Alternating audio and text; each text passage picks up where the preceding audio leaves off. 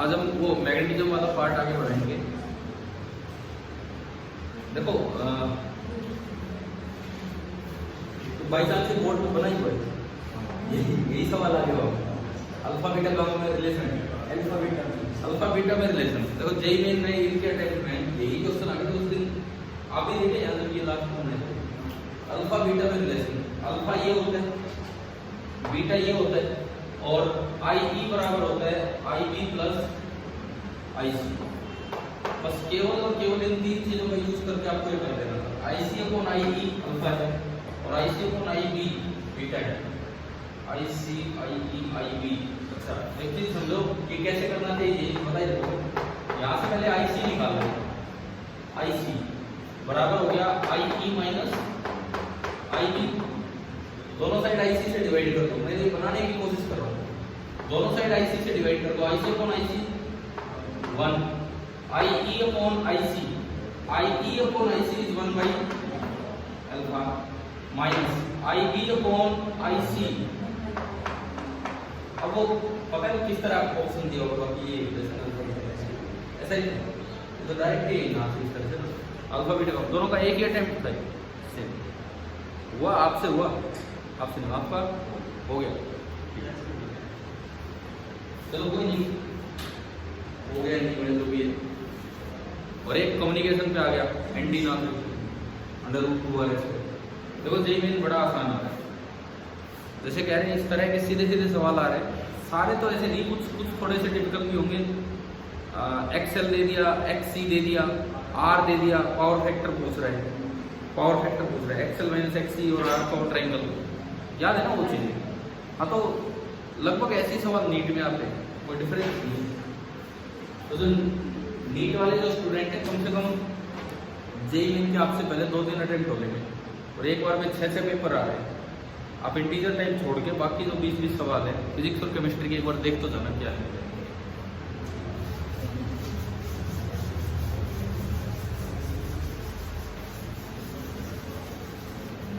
देखो आज का जो हमारा काम है, सबसे पहला काम, उसको थोड़ा सा स्लो कर दो, थोड़ा आवाज ज्यादा करो, या आगे वाले से होगा, आगे वाले से 2 कम कर दो बस, ठीक है। देखिए आज का हमारा काम जो रहेगा, एक तो आपको ध्यान रखना उस दिन आखिरी दिन जो मैग्नेटिज्म की क्लास थी शायद हम हेल्महोल्ट्ज कॉइल पे थे। अरे तो उससे पहले भी कुछ था, आपके ही तो डाउट थे वो जो हम कर रहे थे लास्ट में। हेल्महोल्ट्ज कॉइल जो था वो, एंड देन एक सोलेनॉइड और एक टोरॉइड तक हो सकता है ना भी पहुंच पाए, तो हेल्महोल्ट्ज कॉइल और सोलेनॉइड, एटलीस्ट ये 2 काम तो आप सीखे पहले। हेल्महोल्ट्ज कॉइल किस अरेंजमेंट को बोला था? 2 सेम रेडियस की करंट कैरिंग कॉइल है। ये आपका शायद क्वेश्चन नंबर 16 था। 2 सेम रेडियस की करंट कैरिंग कॉइल है। ये इक्वली इंपॉर्टेंट क्वेश्चन है कॉम्पिटिटिव एग्जाम के लिए भी और बोर्ड एग्जाम के लिए, दोनों के लिए। और ये इसका एक्सिस है, और जो दोनों के बीच का सेपरेशन है वो भी आर है। दोनों के बीच का जो सेपरेशन है, दोनों के बीच का जो सेपरेशन है वो भी आपको आर ही दिया है इस तरह से, ठीक है। आपको ये प्रूव करना था कि इसके मिड पॉइंट के आसपास अगर ये दूरी आर है तो मिड पॉइंट कितनी दूर होगी? r/2। इसके मिड पॉइंट के आसपास आप थोड़ा इधर या थोड़ा इधर जाते हो तो b यूनिफॉर्म है। मतलब अगर मैं स्मॉल रीजन लूं, थोड़ा सा मैं इसमें कोई पार्ट लूं कहीं से कहीं तक, जैसे यहां से और यहां तक, ये एक मैं छोटा सा पार्ट लेता हूं। मैं इससे थोड़ा पहले आया, मैं x बोल दूं, d बोल दूं, कुछ भी बोल दूं, या a बोल दूं, जो भी। आप d पहले है या d आगे तक जाते हो, आपको प्रूव ये करना है कि if d is very much smaller then r, अगर ये जो रीजन है ये बहुत छोटा है, मतलब थोड़ा सा ही है, then b in this region, ये जो भी रीजन है, that is independent of d। D कितना भी ले ये उससे इंडिपेंडेंट आ रहा है, मतलब केवल आर पे डिपेंड करे, आई पे डिपेंड करे, म्यू नॉट पे डिपेंड करे, तो अपने आप बी इस रीजन में क्या हो जाएगा, यूनिफॉर्म। इस अरेंजमेंट को बोलते हैं हेल्महोल्ट्ज कॉइल, है ना। अब ये होगा कैसे, आप कोई भी पॉइंट हो, सपोज मैं ये पॉइंट लेते हैं, यहां मैं बी लिखना चाहूँ, हमने बीएसएल से प्रूव कर दिया था कि mu naught N I upon mu naught N I R square upon 2 times R square plus X square power 3/2 किया था ये ऑन द एक्सिस। तो अगर मैं इस पॉइंट पे बी लिखूं, तो दोनों में सेम डायरेक्शन में करंट आ रहा है, ये coil number 1, this is coil number 2, तो इसकी वजह से भी बी आगे होगा और इसकी वजह से भी पूरे एक्सिस पे बी आगे। कई बार ये भी गलती होती है, बच्चे घटा देते हैं बी को, जबकि दोनों बी सेम डायरेक्शन में होंगे, तो यहाँ जो नेट बी बनेगा तो इधर की तरफ बनेगा, और जो नेट बी बनेगा वो बनेगा b1 प्लस b2। अब मैं एक बार b1 b2 लिखूं, तो इस पॉइंट की दूरी फर्स्ट कॉइल से x कितना है, x, हाँ ये है r/2 माइनस d, और दूसरी कॉइल से कितनी दूर है पॉइंट, सेंटर से r/2 प्लस d, r/2 तो ये मिड पॉइंट तक ही हो जाएगा और प्लस d हो इधर, ठीक है। अब जब b का फॉर्मूला होता है, b इसी कॉइल के एक्सिस पे, वो फॉर्मूला था म्यू नॉट n1 मान लो, सिंगल कॉइल है, i r square on 2 times r square plus x square power 3/2, है ना, ये था। अब ये लगाना है, x एक के लिए r/2 माइनस d और एक के लिए r/2 प्लस d। अब ये हमें देखना है कि किस तरह से ये फॉर्मूला लग पाएगा। देखो b is equal to b1 plus b2, दोनों की डायरेक्शन सेम बनेगी। पहले मैं b1 लिखूं, b1 फॉर्मूला लिखा है mu naught i r square on 2 times r square plus x कितना है, r/2 माइनस d का स्क्वायर और पूरे की power 3/2 plus mu naught i r square दूसरे की वजह से होगा upon 2 times r square plus उसका x कितना है, r/2 प्लस d का होल स्क्वायर और पूरे की पावर 3/2। समझ आ रहा है ना ये, अब क्लियर है ये, इसमें कोई डाउट है। अब हमें ये दिखाना है कि फॉर स्मॉल d ये d से इंडिपेंडेंट है, ये चीज प्रूव कर दें। तो इसको पहले थोड़ा सा आगे सोल्व करें। इन दोनों में से एक चीज कॉमन दिख रही है, mu naught i r square by 2, मैंने वो कॉमन लिया, mu naught i r square by 2 ये मैंने कॉमन लिया। फर्स्ट टर्म 1 अपॉन पूरे की पावर 3/2 पढ़ा रहे तो होल स्क्वायर को लिया, ये तो r स्क्वायर है प्लस ये कितना a square plus b square minus 2ab, तो a स्क्वायर r का square by 4 plus b square minus 2ab कितना हो गया, rd और पूरे की पावर 3/2 प्लस 1 अपॉन ये क्या बचेगा, वैसा ही कुछ बचना है यहाँ बचेगा r square plus r square by 4 plus d square plus आ जाएगा, 2 से 2 कटेगा, r इंटू d एंड पूरे की पावर 3/2 आया यहाँ तक समझ, ठीक है। ये अगर बोर्ड एग्जाम में आता है तो कोई नया सवाल नहीं होगा, आपकी बुक में अच्छा खासा सवाल है, कई सालों से चला आ रहा है, तो ये आ सकता है। अब देखो, अब हम इसको आगे बढ़ाते हैं, r square plus r square by 4 कितना होगा, 5r स्क्वायर बाई 4, मैं लिख दूं यही मिटा के, नहीं तो इतना बड़ा स्टेप फिर दोबारा लिखना पड़ेगा। ये बना 5r स्क्वायर बाई 4 और उसमें भी यही हो जाएगा 5r स्क्वायर बाई 4, हाँ जी ठीक है यहाँ तक। उसके बाद जब d बहुत छोटा है तो d का स्क्वायर तो टेंड्स टू 0 हो जाएगा, और वो इन बड़ी बड़ी चीजों के साथ ऐड होके आ रहा है, ऐड होके अगर छोटी सी चीज है तो उसको मैं नेग्लेक्ट कर सकता हूं, टेंड्स टू 0 मिटा दूं। ये पेपर में आता है तो आपको तो अगले स्टेप में दिखाने होंगे सारे काम, मैं यही करके दिखा, है ना। अगले स्टेप में d स्क्वायर टेंड्स टू 0 से d इग्नोर कर दिया और ये हो जाएगा d स्क्वायर, इसको इग्नोर नहीं कर सकते क्योंकि r बड़ा है, r इंटू डी इग्नोरेबल नहीं है, यहां से ये इग्नोर हो गया।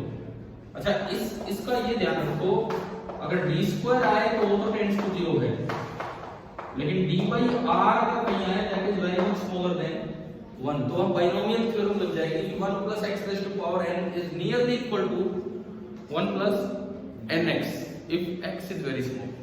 अब वो बनाएंगे 1 प्लस का ये फॉर्म बनाएंगे, इस स्टेप को हम आगे बढ़ाते हैं, ठीक है। b इज इक्वल टू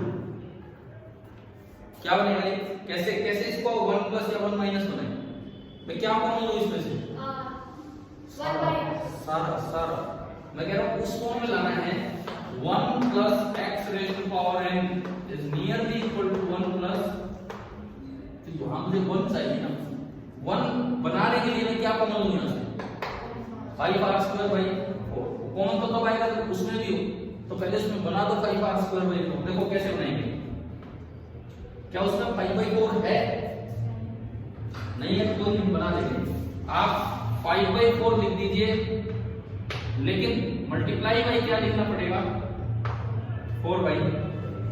क्या उसमें r² है, r है, अब बना दो, एक r से मल्टीप्लाई कर दो और एक r से डिवाइड।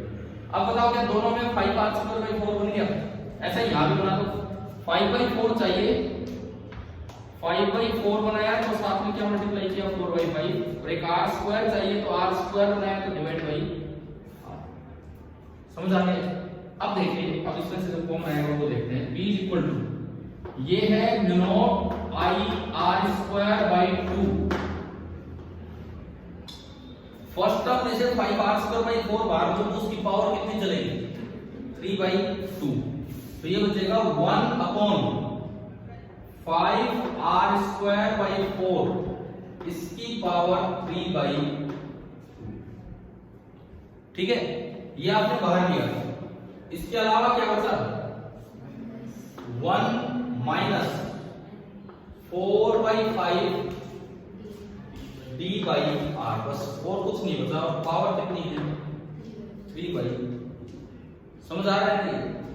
इसके अलावा प्लस अगली टर्म में से फिर यही कॉमन 5r²/4 की पावर 3/2 कॉमन, बचा क्या 1 प्लस 4/5 d/r और पावर कितनी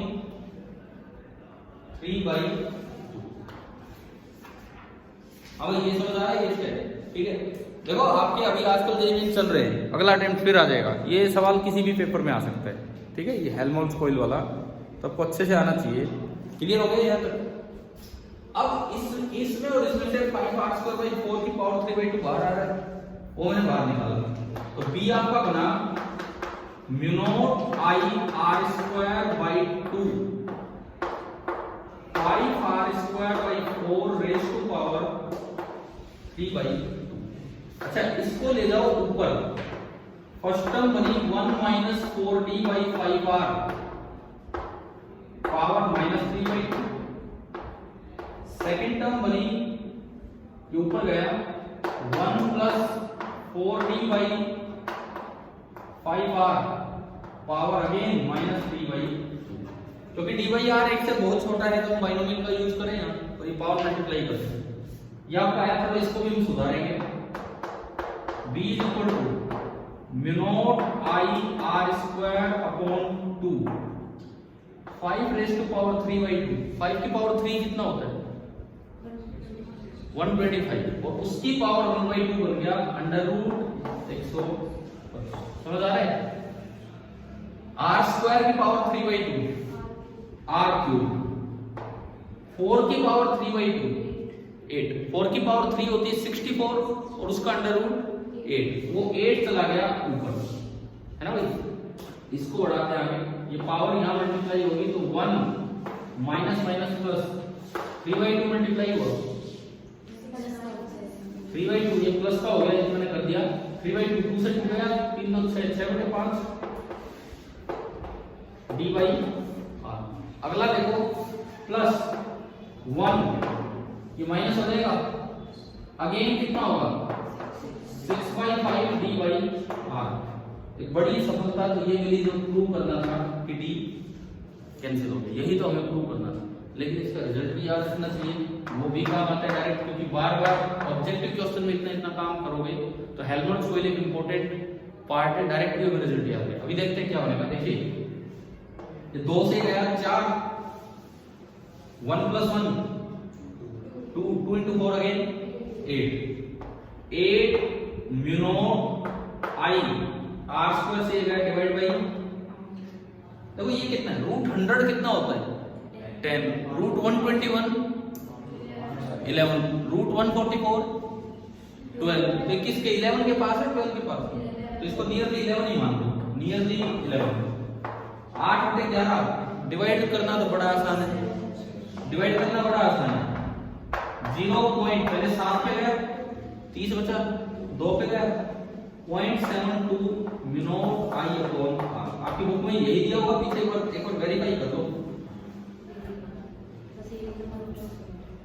नंबर ऑफ टर्न्स हमने लिए नहीं, अगर वो है तो उससे मल्टीप्लाई करेगा। अभी बताओ क्या हेल्महोल्ट्ज़ कोइल क्लियर है? ठीक है, मैं तो यही कहूंगा ये रिजल्ट भी आप याद रख दो, याद रख दो, कभी ऑब्जेक्टिव में आ जाए तो हम सीधा करिए, कभी पता लगे इतना टाइम वेस्ट तो आप कर भी नहीं पाएंगे।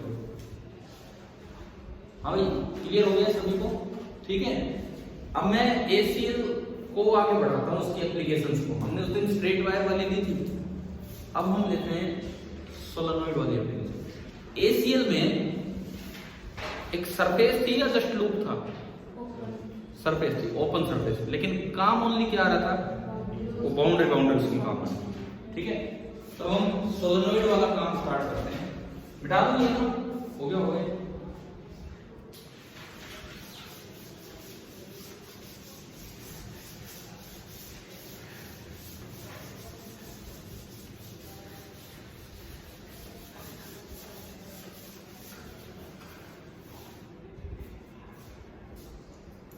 देखो सोलेनॉइड किस अरेंजमेंट को बोलते हैं? कुछ नहीं है, एक आपने होलो पाइप लिया, और देखो हमारे दिमाग में सोलेनॉइड यूं ही बैठे रहते हैं। सोलेनॉइड तो ये भी एक ही बात है,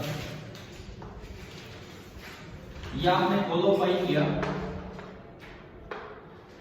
इसके अंदर चाहो तो आयरन भी भर सकते हो, होलो भी रख सकते हो। ठीक है, इंसुलेटेड कंडक्टिंग वायर है। इंसुलेटेड मतलब ऊपर कवरिंग है इंसुलेटर की, लेकिन अंदर से वायर कैसी है, अंदर से वायर कैसी है, कंडक्टिंग, जिसमें करंट फ्लो कर सके। आपस में टच भी होगा, आपस में करंट नहीं जाएगा, क्योंकि एक इंसुलेटर इसके ऊपर है।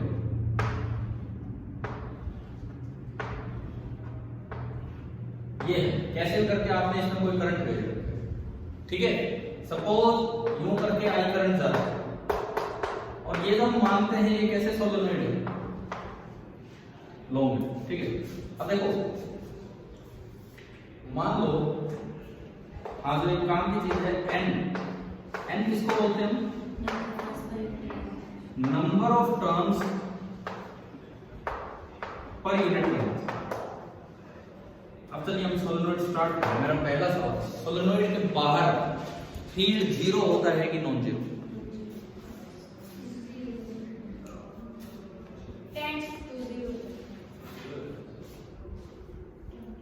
भाई मतलब टेंड्स टू जीरो मतलब नॉन जीरो हो गया, जीरो होता है। बताओ पहले इसी बात का जवाब, क्योंकि हम निकालते हैं तो उसमें हम एक assumption मान लेते हैं कि बाहर तो जीरो, इसलिए बाहर जीरो। सुनो ध्यान से सुनो, इस बात का जवाब क्या है।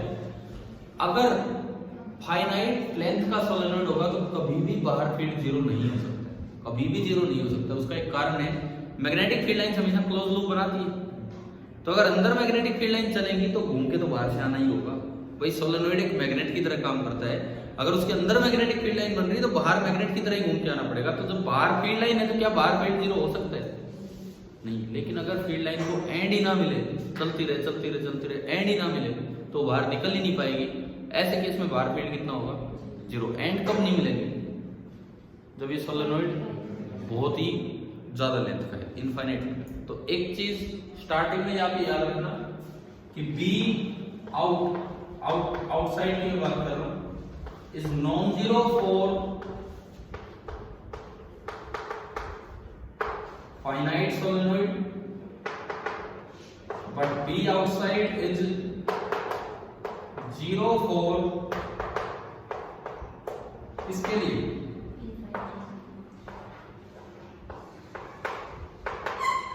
Infinite solenoid. क्लियर है ना ये चीज? अगर फाइनाइट सोलेनोइड है तो फील्ड लाइन तो एंड पे पहुंच गई तो उन्हें क्लोज लूप बनाने के लिए बाहर निकलना पड़ेगा। लेकिन अगर इनफाइनाइट सोलेनोइड है तो बाहर भी कितना रहेगा? 0 रहेगा। अब इसका रीजन आप तो वो प्रूव कर देते हो b बराबर b नॉट है नहीं, उसमें बाहर ये मान लेते हो कि b कितना बाहर है।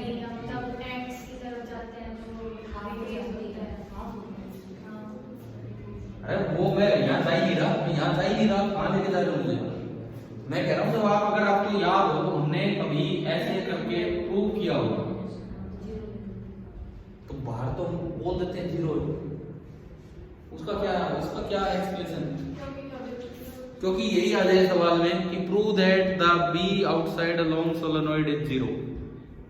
Outside along solenoid is 0। इसका क्या एक्सप्लेनेशन होगा? सुनो यार, क्वेश्चन सुनो। मैं क्वेश्चन ही बना के दे रहा हूं, आपको सुनिए। By using ACL ampere circuital law का यूज करते हुए prove that B outside a long solenoid, एक लॉन्ग सोलेनोइड के बाहर B जो है वो कितना है? 0। ये आपको प्रूव करना है। तो इसमें फिर क्या लिख जाएंगे? ACL का यूज करके कैसे प्रूव करेंगे? ACL का जब हम यूज करते हैं हम तो पहले ही मान लेते हैं बाहर भी 0, तब तो अंदर का निकाल पाते हैं। फिर ये बाहर का कैसे प्रूव करेंगे?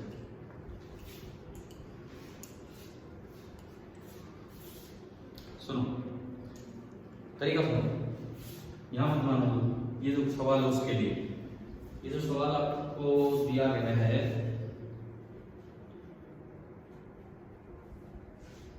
उसके लिए आप एक क्लोज लूप मानिए यहां।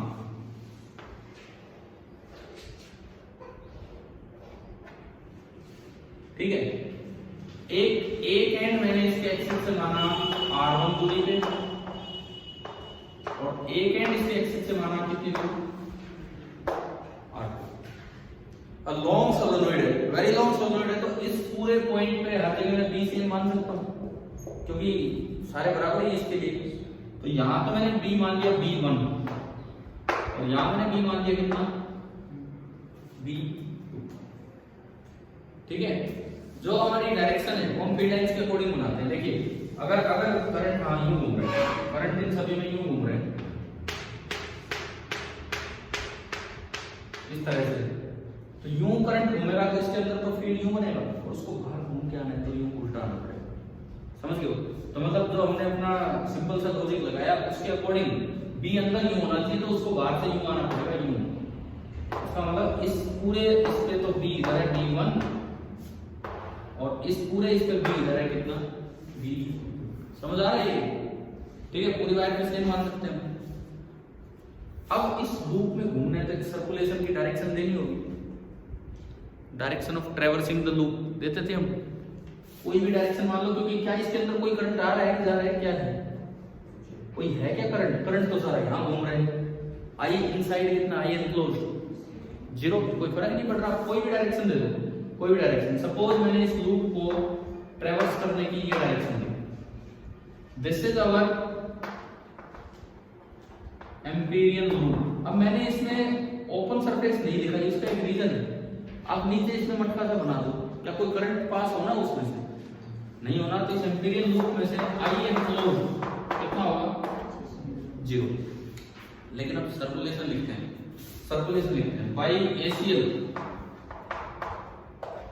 हमें कहता है कि इंटीग्रल B डॉट dl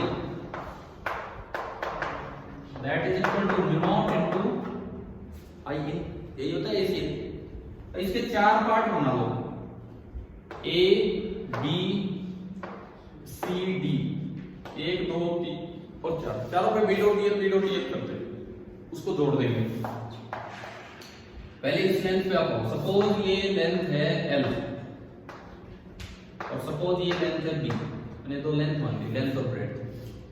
सबसे पहले इस पार्ट में आओ, b किधर है, नीचे, कांस्टेंट है इस पूरी लेंथ पे, क्योंकि इनफाइनाइट लॉन्ग के लिए तो सारे पॉइंट एक जैसे हैं।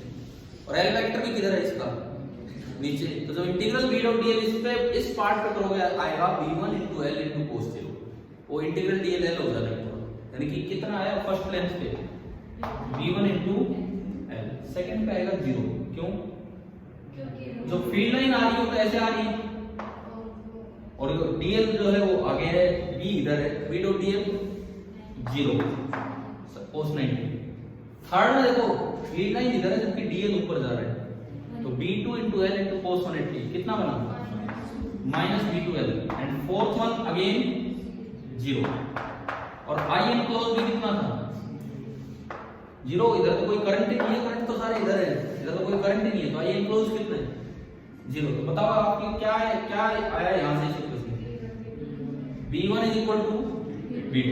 तो आपने सबसे पहले ACL से ये प्रूव कर दिया, आपने सबसे पहले ACL से ये प्रूव कर दिया कि outside a long solenoid B is independent of distance from the solenoid. ठीक है, पहली बात आपने ये प्रूव किया कि आउटसाइड ए लॉन्ग सोलेनोइड, एक लॉन्ग सोलेनोइड के बाहर जो B होता है दैट इज इंडिपेंडेंट ऑफ, किससे इंडिपेंडेंट है, डिस्टेंस। समझ आ गया। अब बताओ ये क्वेश्चन कैसे प्रूव होगा, फिर इससे इंडिपेंडेंट ऑफ डिस्टेंस तो आ गया, लेकिन हमें क्या प्रूव करना है कि बाहर कितना है। हाँ बस एक लॉजिक देना, बताओ इक्वल है, जीरो तो नहीं है। हाँ इधर से किसी ने बताया अभी, इन्फिनिटी में तो जीरो होता ही होता है। अगर आप इस करंट कैरिंग वायर से इनफाइनाइट डिस्टेंस दूर चले जाओ तो b कितना होगा, 0 होगा, बिकॉज हमें पता है कि r जैसे जैसे बढ़ता है b की वैल्यू कम ही होती है। तो अगर आप इनफाइनाइट डिस्टेंस चले गए तो b कितना होगा 0, और बाहर डिस्टेंस से इंडिपेंडेंट है, तो चाहे इनफाइनाइट डिस्टेंस जाओ और फाइनाइट डिस्टेंस जाओ b तो फिर हर जगह ही सेम रहेगा। तो अगर इनफाइनाइट डिस्टेंस पे 0 होना ही होता है तो फाइनाइट डिस्टेंस पे भी कितना हो जाएगा 0। समझ लो ACL से ऐसे प्रूव होता है कि बाहर भी 0 कैसे है। लास्ट में एक छोटा सा लॉजिक है जो अभी आपने बताया कि भाई इनफाइनाइट डिस्टेंस दूर जाने पे भी 0 होता है, और ये डिस्टेंस से इंडिपेंडेंट प्रूव हो गया। तो जो इनफाइनाइट डिस्टेंस पे होगा वही फाइनाइट डिस्टेंस पे होगा, तो हर जगह ही भी कितना हो गया 0। क्लियर ना, ACL से कि बाहर भी 0 प्रूव हो गया। लेकिन अगर पेपर में एक्सिस पे है ना, उसके एक्सिस पे प्रूव करो म्यू नॉट एन आई, तो बाहर का अजम्पशन लिख दिया करो, या कोई भी वैसे लिख दिया करो कि आउटसाइड b कितना है 0। लेकिन अगर आपके पास समय और 3 नंबर का एक क्वेश्चन आ रहा हो कि अंदर b म्यू नॉट एन आई दिखाना है, एक स्टेप ये दिखा दो, पहले तो बाहर का 0 हो गया, याद है अगर आपको तो कोई बड़ी बात है ही, फटाफट हो जाएगा। और फिर उसके बाद आप अंदर चलो, अंदर। ठीक है, अब हम चलते हैं इसके अंदर, एक्सिस पे निकालेंगे लॉन्ग सोलेनोइड के एक्सिस पे। ठीक है ना,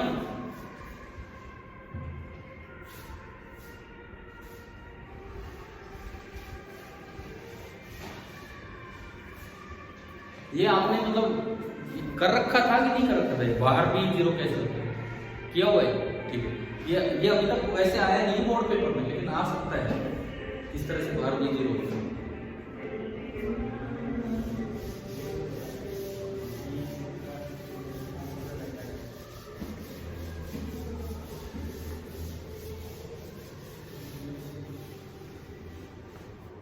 अब अंदर का प्रूफ कि एक्सिस पे अंदर क्या होगा, सोलेनोइड की आप ऐसे बनाओ और ऐसे बनाओ, एक ही बात है। ये आपने सोलेनोइड बनाया,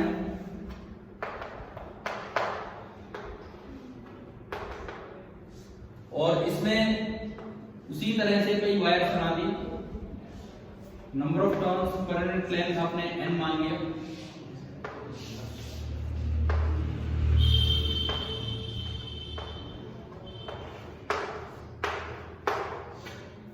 ठीक है, अब मुझे यहां कहीं भी निकालना है, यहां सॉरी एक्सिस पे। तो जिस तरह से करंट घूम रहा है बी ऊपर की तरफ होगा, लेकिन होगा कितना वो निकालना है, बी इनसाइड होगा तो ऊपर, लेकिन कितना होगा वो हमें निकालना है। तो उसके लिए मुझे एक एम्पिरिकल लूप बनाना पड़ेगा। इस बार मैं एक ऐसा लूप बनाऊंगा, यहां तो एक्सिस शामिल कर दिया, कुछ टर्म्स ले लिए,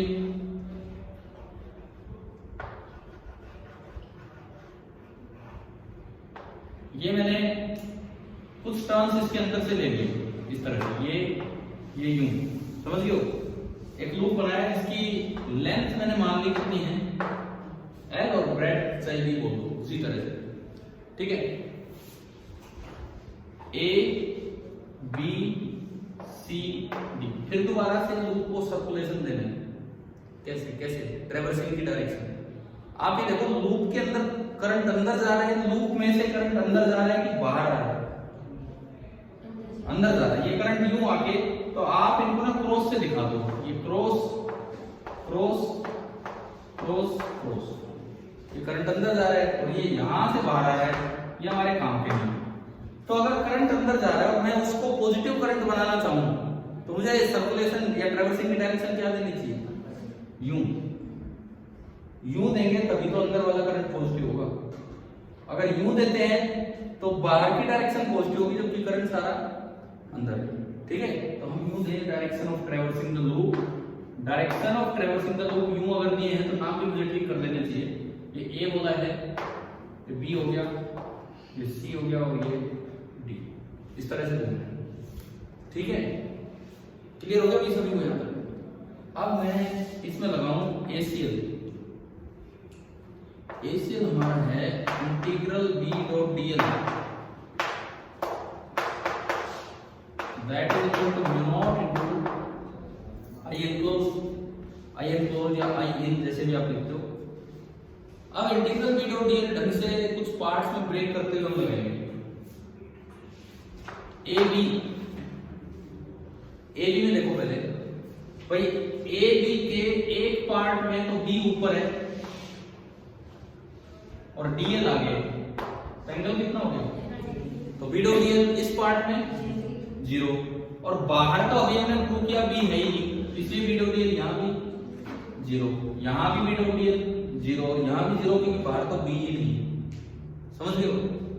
और इस पार्ट में फिर से 0, क्यों 0, 90 डिग्री, ये direction of traversing the loop यूं है जबकि बी ऊपर की तरफ, समझ गए। ए की लेंथ बचेगी इसमें, कौन सी लेंथ बचेगी, ये। और अगर ये देखें तो लेंथ कितनी है, एल, पूरे पे बी कांस्टेंट होता है अंदर काउंट सॉल्वर में, तो बी इन हमें निकालना, बी डॉट डीएल कितना होगा, be in into L into cos 0। तो आप जब ये पूरा सोल्व करेंगे ना तो ये ओनली कितना बचेगा, बी इन इनटू एल। पहले बताओ यहां तक समझ आया कि नहीं है। देखो इसमें ये डायरेक्ट नहीं लिखना है, पेपर में प्रूफ भाई, इसको पार्ट्स में ब्रेक करो, आप और पार्ट्स में ब्रेक कर दो, ए बी सी डी, इसको ई बोल दिया, इसको एफ बोल दिया, ए से ई से बी, बी से सी से एफ से डी, डी से, कहीं पे थीटा 90 है, कहीं पे बी 0, इस वजह से बचे हुए पार्ट खत्म क्यों नहीं बचे, है ना, कर दोगे ना ये। अब इधर में आऊं तो म्यू नॉट इनटू आई इन, देखो एक वायर में कितना करंट जा रहा है, आई, दूसरी में भी आई, तीसरी में भी आई, चौथी में भी आई। तो ये जो आपने एम्पिरिकल लूप बनाया है इसके अंदर कितने टर्म्स आ गए, इसके अंदर कितने टर्म्स हैं, n into l, भाई यूनिट लेंथ में कितने टर्म्स हैं, n, तो l लेंथ में कितने टर्म्स हैं, n into l। तो ये जो क्रॉस क्रॉस दिख रहे हैं ना, ये कितने हैं टोटल, 4 नहीं, अभी 4 into i करिए, 4 का क्या मतलब, तो हम कितने लिखेंगे, ये कितने टर्म्स है, n into l, तो i एनक्लोज होगा nl into i, number of terms nl बनेंगे तो ये बनेगा nl into i, और l से l कैंसिल, तो b इनसाइड कितना आ गया, mu naught into n into i, समझ आ गया।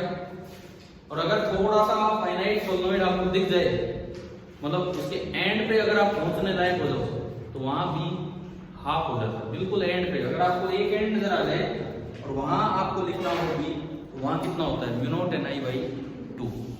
लेकिन अगर एंड नजर ही ना आए, अगर एंड नजर ही ना आए तो फिर बाहर 0 और अंदर कितना रहेगा म्यू नॉट एन आई। समझ आ गया होगा ना ये अब? ठीक है।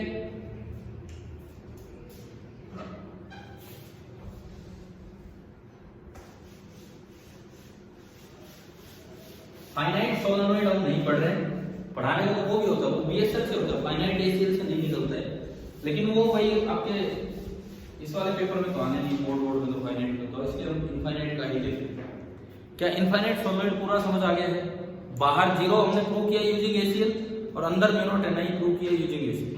ठीक है। फाइनाइट सोलेनोइड के भी प्रूव होते हैं यूजिंग बीएसएल, वो उसमें एसीएल नहीं है काम आता, थोड़ा सा इंटीग्रेशन करना पड़ता है, लेकिन हम वो नहीं करेंगे। ठीक है। अब एक और एप्लीकेशन बची है इसमें, कौन सी? टोरॉइड। अच्छा, क्या एसीएल की वो करवा दी थी उस दिन जिसमें सिलेंड्रिकल सॉल्ट एग्जांपल था? अंदर तो स्ट्रेट है, डायरेक्टली प्रोपोर्शनल और बाहर इनवर्सली, हो गया ना ये सॉल्ट एग्जांपल। ठीक है। तो इसकी जो हमारी एप्लीकेशन है, एक ही एप्लीकेशन बचती है, कौन सी? टोरॉइड। वो हम स्टार्ट कर रहे हैं। टोरॉइड क्या होता है? जैसे सोलेनोइड तो स्ट्रेट कोर पे वायर होती है, टोरॉइड में कोर कैसी होगी? सर्कुलर, सर्कुलर क्लोज इस तरह की। ठीक है। टोर भी बोल देते हैं, टोर, TORE। क्या कह रहे हो?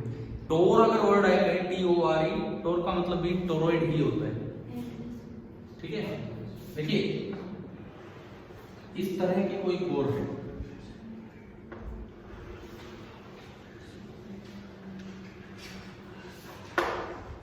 इस तरह की कोई कोर है टोरॉइड की। Inner radius R1, outer radius R2, ये एंडलेस सोलेनोइड तो इनफाइनाइट सोलेनोइड होते हैं एक्चुअली। एंडलेस सोलेनोइड तो वो होता है जो इनफाइनाइट सोलेनोइड होता है। ठीक है। सोलेनोइड वर्ड का मतलब ये है कि स्ट्रेट कोर, और टोरॉइड का मतलब है क्लोज कोर। क्लियर है। और अगर हम कहीं भी एंडलेस सोलेनोइड यूज कर रहे हैं तो इसका मतलब इसके एंड नजर ही नहीं आ रहे हैं, तो इनफाइनाइट सोलेनोइड हो जाता है। देखिए ये R1 ये R2, एवरेज रेडियस जो बनेगा, एवरेज रेडियस मुझे R से डिनोट करूंगा, and that will be equal to R1 plus R2 by. JEE advance के लिए आप लोगों को फाइनाइट सोलेनोइड भी पढ़ना चाहिए, इवन ऐसा टोरॉइड भी पढ़ना चाहिए जिसमें R1 R2 में थोड़ा ज्यादा गैप है। यहाँ फील्ड अलग होगा, यहाँ फील्ड अलग होगा, यहाँ अलग होगा, यहाँ अलग होगा। लेकिन हम क्या पढ़ रहे हैं कि अंदर हर जगह फील्ड क्या है, लगभग सेम। हम तो थोड़ा सा ही दूसरी लेके चल रहे हैं ना। तो देखिए इसके ऊपर वायर लिपटी हुई है, सपोज यूं वायर लिपटी हुई है और सब में यूं करंट जा रहा है।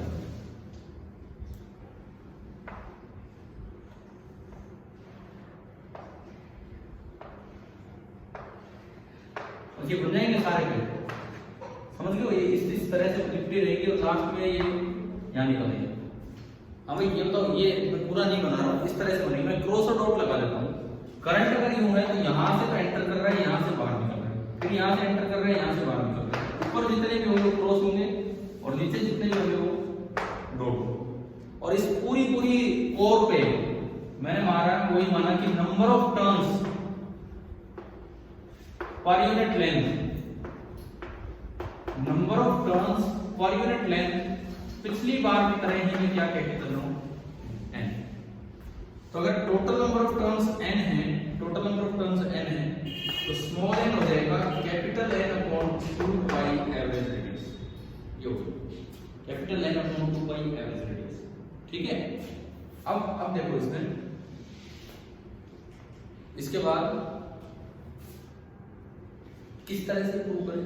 रिजल्ट वही है, यहां भी कितना होगा 0, यहां भी जैसे सोलेनोइड के बाहर वाला हिस्सा, और बीच में भी वही आना है, not into n into I, same आना है। लेकिन कैसे आएगा? आपको 3 बार एम्पिरिकल लूप बनानी है, बाउंड्री ऑफ ओपन सरफेस। ठीक है। जैसे एक बार मैंने एम्पिरिकल लूप की बाउंड्री ये बना दी,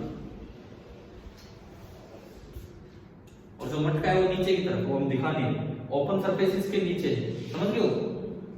इसके उधर ओपन सरफेस है, तो जितने क्रॉस है वो सारे उस मटके में से क्रॉस करके जा रहे होंगे। डॉट तो बाहर है लेकिन क्रॉस तो जा रहे होंगे ना। तो पहले तो आप आई एन क्लोज ही लिख लो, I enclosed. Direction of traversing the loop, इसके अंदर क्रॉस आ रहा है तो आपको डायरेक्शन ये लेनी चाहिए। ये डायरेक्शन लोगे तो अंगूठा अंदर जाएगा, तो अंदर वाले जितने भी क्रॉस हो सारे पॉजिटिव होंगे।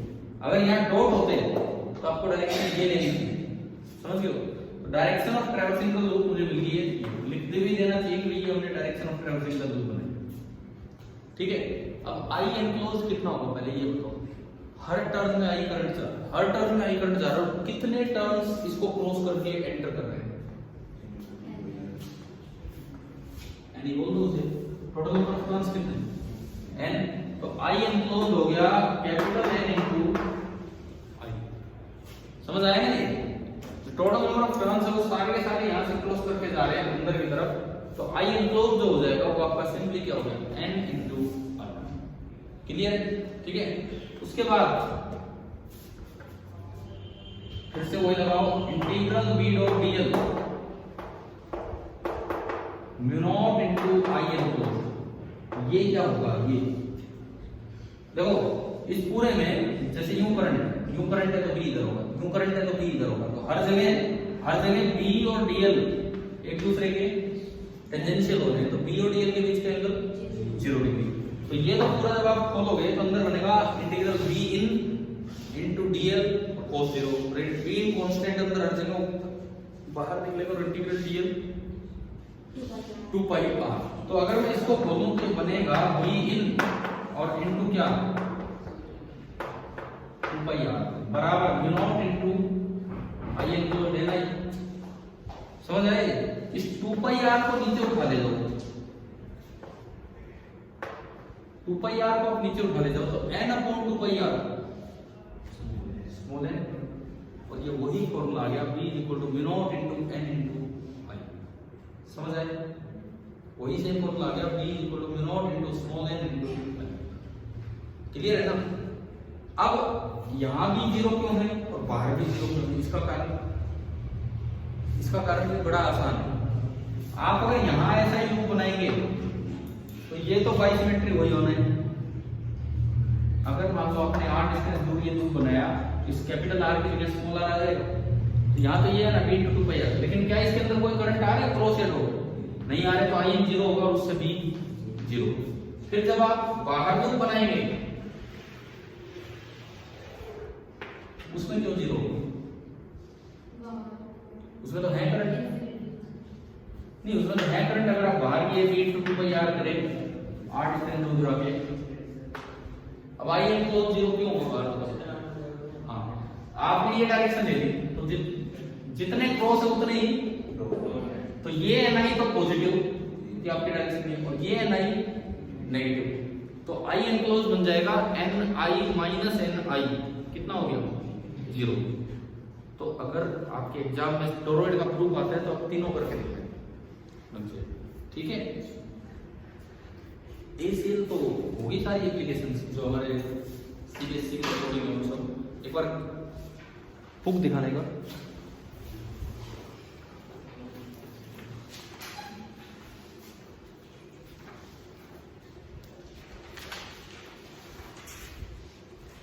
सोलेनॉइड हो गया, टोरॉइड हो गया,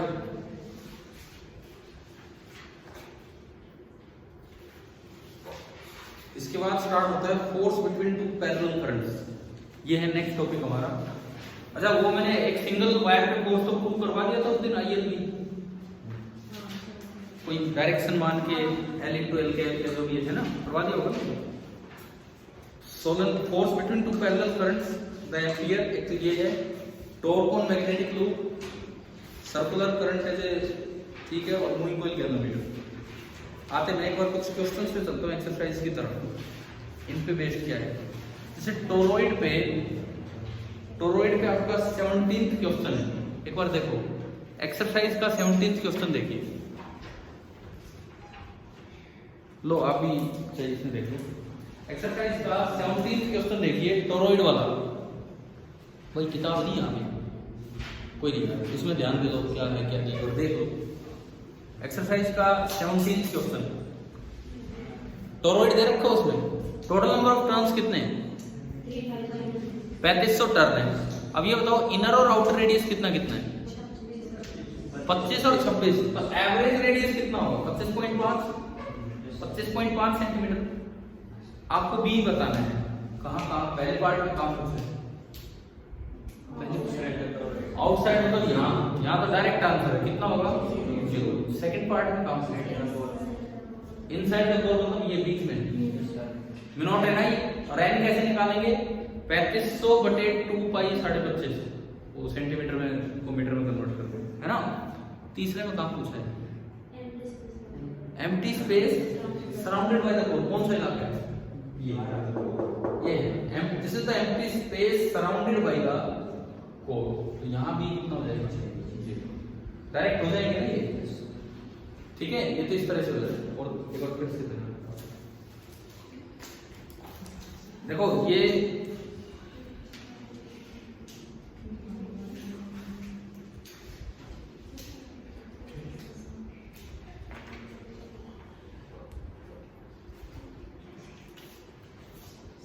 अच्छा, सोलेनोइड पे 26वां सवाल काफी अच्छा है जो आप ट्राई करेंगे। मैं अभी जस्ट स्टार्ट कर रहा हूँ।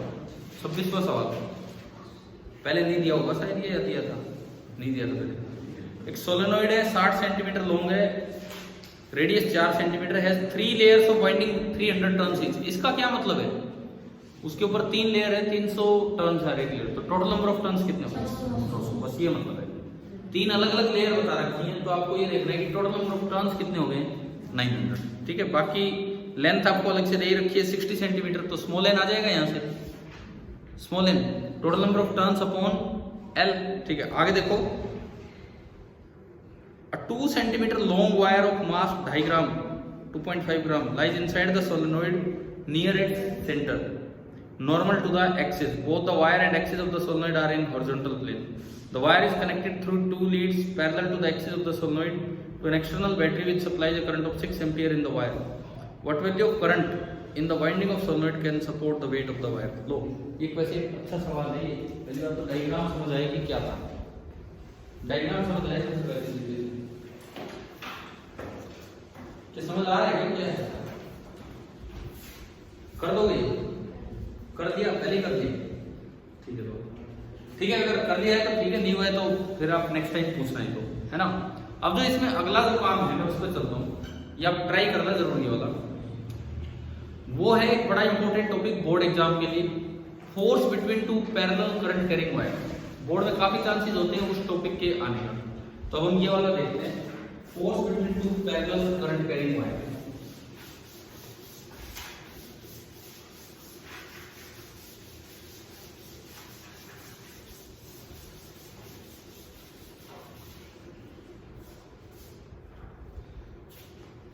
देखो, अगर आपको 2 वायर दिए हैं, long wire, very long wire, और दोनों एक दूसरे के पैरेलल हैं, और इसमें करंट जा रहा है I1, और मान लो इसमें सेम डायरेक्शन में है और करंट कितना है? I2। लॉन्ग वायर है तो पूरा फोर्स तो बता ही नहीं सकते, हम बता पाएंगे फोर्स पर यूनिट लेंथ, केवल ये बता पाएंगे, क्योंकि पूरा तो इनफाइनाइट फोर्स हो जाएगा हर पार्ट का कुछ ना कुछ। अगर सेम डायरेक्शन में करंट हो तो फोर्स अट्रैक्टिव होता है कि रिपल्सिव? अट्रैक्टिव। और अपोजिट डायरेक्शन हो तो रिपल्सिव। ये सोचना बड़ा आसान। एक को सोर्स मान लो और एक को टेस्ट। इसकी वजह से बी किधर होगा? इसकी वजह से बी अंदर होगा, इसकी वजह से यहां जो बी होगा वो अंदर होगा, और F I into L cross B के कारण फोर्स किधर होगा? L ऊपर है करंट की डायरेक्शन में, B अंदर है, तो L क्रॉस B। L की तरफ आपने L क्रॉस B करना है, simple right hand thumb rule. L की तरफ हाथ किया, B की तरफ उंगलियां घुमाई, तो इधर है। अब 10वीं के छोटे बच्चों को कई बार वो right hand thumb rule use नहीं करना आता, तो उन्हें सिखाए जाते हैं ये, हाँ, ये फ्लेमिंग वाले, Fleming left hand rule, Fleming right hand rule. उन्हें बताया जाता है कि फ्लेमिंग लेफ्ट हैंड रूल यहाँ यूज कीजिए, आपको नहीं करना है यार यूज। आपको क्या right hand thumb rule use करना नहीं आता है ना, बाकी फिर भी चलो बता देता हूँ। फ्लेमिंग लेफ्ट हैंड रूल कहता है पहली उंगली करो बी की तरफ, बी की तरफ अंदर, दूसरी उंगली करंट की तरफ, करंट ऊपर, तो अंगूठा आपको फोर्स देगा, फोर्स इधर आ गया। कैसा फोर्स है? अट्रैक्टिव। हमारे लिए इससे कहीं सिंपल है, L cross B. L cross B करोगे तो फोर्स इधर आएगा। क्लियर है ना। I into L cross B लगाओगे तो इस पे फोर्स अट्रैक्टिव आया। अब फोर्स पर यूनिट लेंथ को हम रिप्रेजेंट कर देते हैं स्मॉल एफ से। फोर्स पर unit length of any wire उसको हम रिप्रेजेंट करते हैं स्मॉल एफ से। अब यहाँ पहले मैं बी लिखूं, बी ड्यू टू 1 एक लॉन्ग वायर की वजह से हमने एसीएल से प्रूव किया था बी होता है B naught I upon, suppose ये दूरी डी है, आपकी बुक में डी की रहती है, एनसीईआरटी के बेसिस पे सवाल आते हैं बोर्ड में, वहां डिस्टेंस डी आ जाती है तो मैं डी ले रहा हूं। डिस्टेंस डी है तो b1 कितना हो गया, बी नॉट आई1 अपॉन 2 पाई डी। फिर आपने यहाँ फोर्स निकाला किसी एल लेंथ पे, किसी एल लेंथ पे जो फोर्स होगा आई मतलब आई ये वाला I2 into length L into B1 L cross B मतलब साइन L ऊपर है B अंदर है तो साइन 90 हो गया। डायरेक्शन में पहले ही देख लीजिए साइन 91, B1 की वैल्यू पुट कर दो और L को इधर ले आओ। F बाई L कितना है, F बाई L एक म्यू नॉट आएगा, एक I1 आएगा, एक I2 आएगा अपॉन ये आपका स्मॉल एफ होता है फोर्स पर यूनिट लेंथ जिसकी यूनिट होती है न्यूटन पर मीटर। एक बड़ा अच्छा सा फॉर्मूला है फोर्स पर यूनिट लेंथ जिसकी यूनिट होती है न्यूटन पर मीटर। प्रूफ तो बड़ा आसान है लेकिन आ जाता है बोर्ड को। और 2 साल पहले तक करंट इसी से डिफाइन होता था, एम्पियर करंट की यूनिट। आपकी किताब में तो अब भी होगी, वो किताब में तो पुरानी हमारी होगी ना एम्पियर की डेफिनेशन। अगर मैं 2 पैरेलल वायर ले लूं, दोनों बहुत बड़ी बड़ी वायर हो, दोनों वैक्यूम में रखी हो, दोनों के बीच में 1 मीटर का सेपरेशन हो और अगर दोनों एक दूसरे को अट्रैक्ट कर रही हो by applying a force of 2 × 10⁻⁻7 Newton पर मीटर ऑफ देयर लेंथ, तो दोनों में जो करंट जा रहा था वो कितना था 1 ampere. This was the standard definition of 1 ampere according to SI system, जो पुरानी थी 2 साल पहले चेंज कर दी। अब तो बड़ा आसान कर दिया, चार्ज की टर्म्स में डिफाइन कर दिया 1.6 × 10⁻⁻19 के अकॉर्डिंग। छोड़ो अब मुझे नहीं लगता कि ये वाली डेफिनेशन आएगी, पहले आया करती थी, बहुत आया करती थी बोर्ड में, लेकिन अब नहीं लगता कि शायद ये डेफिनेशन आई क्योंकि अभी बदल दी हुई है। ठीक है, ये ओल्ड डेफिनेशन हो चुकी है। जैसे पुरानी डेफिनेशन मास की जो थी, मास की वो कहते थे बोले फ्रांस चले जाओ, वहाँ पेरिस के पास चले जाओ, फिर वहाँ एक प्लेटिनम इरिडियम का सिलेंडर रखा हुआ है, बहुत संभाल के रखा है, उसका जो मास है ना वो है 1 kg। दुनिया भर में जितने 1 kg मास है सारे वहीं से कंपेयर हो गया। ये कैसे डेफिनेशन दिया है, यही चल रही थी कई सालों तक, यही चल रही थी। 2 साल पहले बोल्ट्जमैन कांस्टेंट का यूज करके मास को डिफाइन कर दिया 1 kg। अब देखो अब है ना, अब क्या किया है एसआई ने, सारे के सारे जो 7 यूनिट्स हैं स्टैंडर्ड कांस्टेंट्स का यूज करके डिफाइन कर दिया। हमें याद रखना चाहिए, किसी भी एग्जाम में ये नए सवाल होंगे, किसी भी एग्जाम में यूं पूछा जा सकता है कि मास की एसआई यूनिट कौन से कांस्टेंट का यूज करके, 4 नीचे दे रखी है। लेंथ की एसआई यूनिट वो तो पुरानी है, लेंथ की एसआई यूनिट को डिफाइन करने में किस कांस्टेंट का यूज कर रखी है, सी का, स्पीड ऑफ लाइट। बोला जाता है कि 1 मीटर लेंथ कौन सी है, बोले 1 मीटर लेंथ वो है जो लाइट वैक्यूम के अंदर 1/299,792,458 सेकंड में कवर करती है। उस दूरी को हम क्या बोलते हैं, 1 मीटर। 1 मीटर की स्टैंडर्ड डेफिनेशन है कि वैक्यूम में लाइट 1/, याद है क्या आपको ये?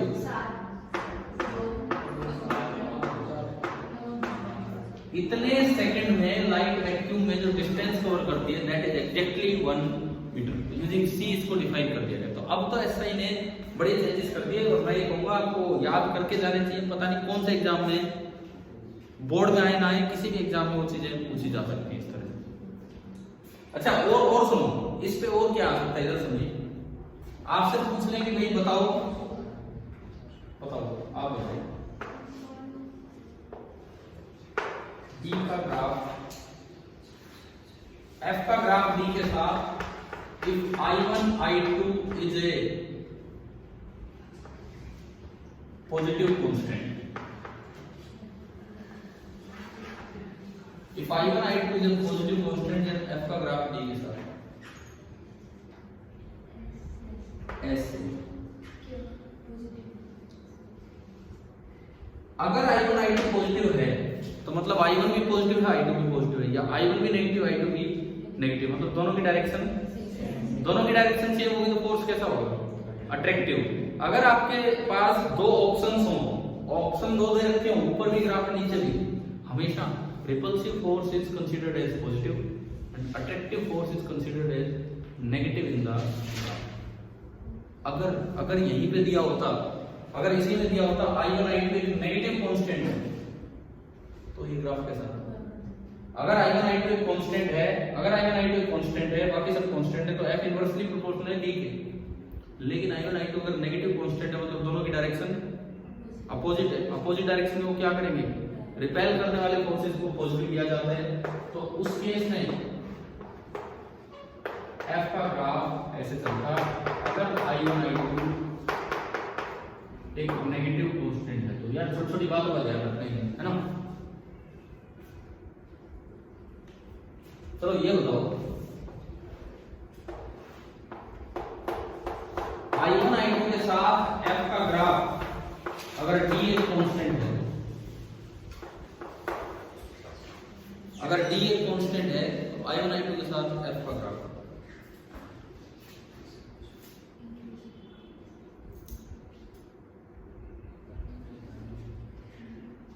पहली बात कर्व होगा कि straight line? Straight line. D constant है, D कांस्टेंट हो गया, 2 पाई कांस्टेंट हो गया, म्यू नॉट कांस्टेंट हो गया तो F is directly proportional to I1 I2। Directly proportional होता है तो ग्राफ कैसा होता है?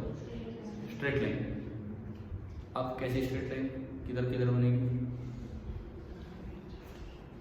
जब I1 I2 पॉजिटिव था तो फोर्स नेगेटिव था, जब I1 I2 पॉजिटिव था तो फोर्स नेगेटिव था, समझ रहे हो?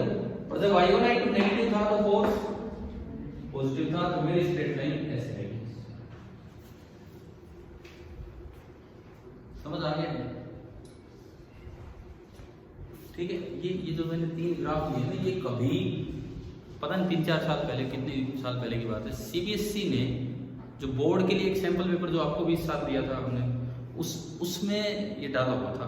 ग्राफ पूछ रखे थे, प्रूफ की बजाय ग्राफ पूछ रखे थे 3 ग्राफ। तो नहीं आया है बोर्ड में तो आ सकता है एक पार्ट को, समझ लो।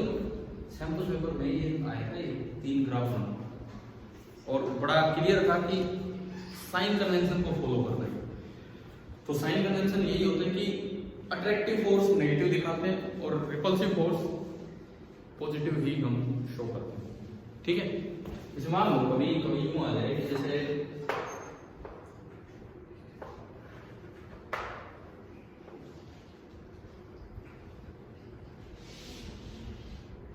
ये क्यू आर ग्राफ, ये पॉइंट है ए, ये पॉइंट है बी और ये पॉइंट है सी। आप बताओ ए बी में फोर्स अट्रैक्टिव है कि रिपल्सिव?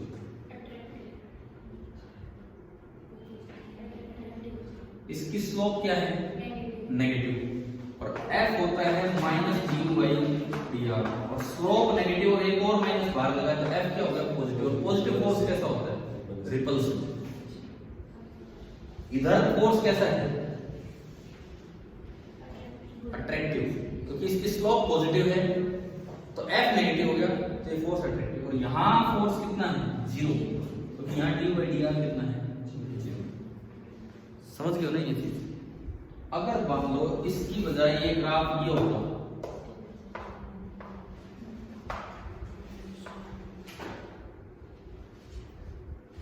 अब बताओ फोर्स कहां अट्रैक्टिव कहां रिपल्सिव? ये ए, ये बी, ये सी। बताओ ए बी में फोर्स, ए बी में फोर्स अट्रैक्टिव क्योंकि नेगेटिव, बी सी में फोर्स अट्रैक्टिव क्योंकि ये नेगेटिव। स्लोप थोड़ी देर की फोर्स दिखा रखा हमने। हाँ अगर इस पार्ट में पूछता ये फोर्स पॉजिटिव है ना, स्लोप थोड़ी देर की, मुझे तो फोर्स रीड करना है। इस पार्ट में पूछता तो फोर्स पॉजिटिव है तो वो कैसा हो जाता? रिपल्सिव। पॉजिटिव पॉजिटिव तो नेगेटिव कैसे हो जाता? अरे सुनो, ये मैं डी कहूं, डी ए में फोर्स रीड करो ना, फोर्स डायरेक्ट फोर्स एक्सिस है, पॉजिटिव है कि नेगेटिव? फोर्स पॉजिटिव है कि नेगेटिव? पॉजिटिव। अरे मैं थोड़ा सा इसको ऊपर बना के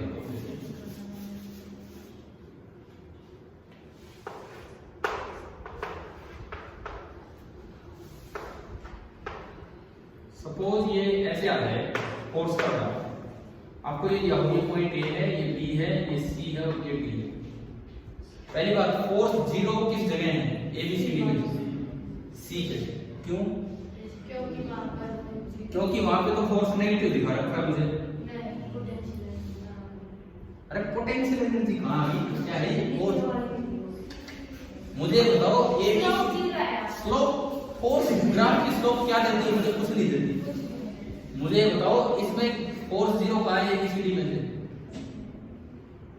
ग्राफ रीड करना आता है। इस जगह फोर्स पॉजिटिव है, इस जगह फोर्स पॉजिटिव है, इस जगह फोर्स पॉजिटिव है, तो फोर्स जीरो कहाँ है? बी पे।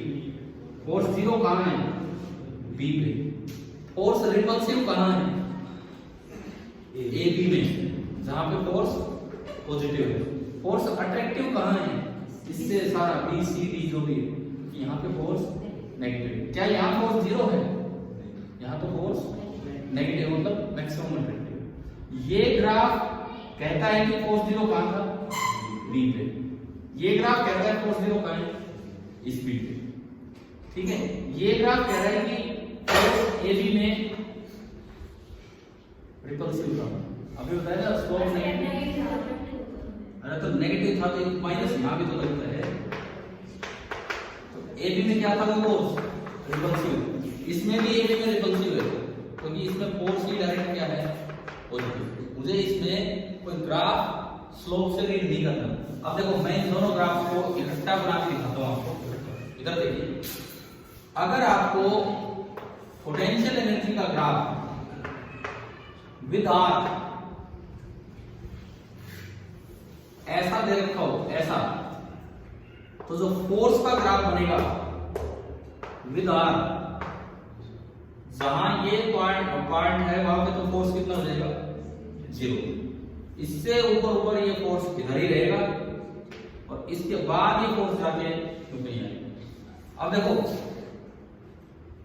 ये ए, ये बी, ये सी और ये डी, यहां ये सी आ गया, ये कहीं बी है, ये कहीं ए है। ए सी में फोर्स कैसा है? ए सी में फोर्स